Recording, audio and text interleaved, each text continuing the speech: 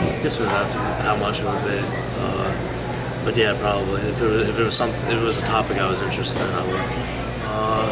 Probably like new science news, just because I'm a science major. I don't know, the mobile device is nice, it's convenient, but I probably prefer like the TV, just because you can see the expressions of people when they're giving it to you, and it's, I wouldn't say more convenient, but it's more appealing. Be from a professional journalist than just anybody, but like I said, it depends on how much. Well, I like the tangible newspapers. I can actually read at my own speed. I have actually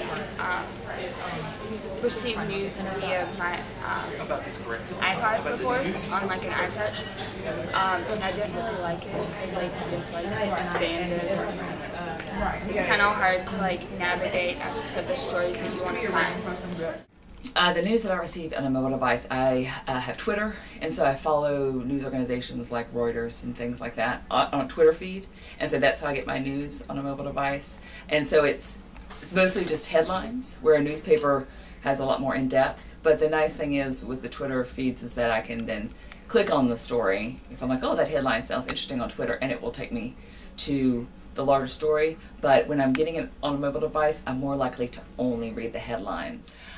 I think that, well, there's positives and there's negatives. I think it's positive in that more people have access to the news, but it's, I think, a thinner amount of news. So it's not as in-depth, but more people are getting it. I think that with the internet, we're used to things being free. When the internet first came out, everything was free. And so we just assume everything will be free on the internet, and that's why we don't want to pay for things. Where, like when cable first came out, it was pay. Right from the beginning. Cable was always pay. And so we're fine with paying for CNN because it was always that way. But we're not fine with paying for CNN.com because it's always been free.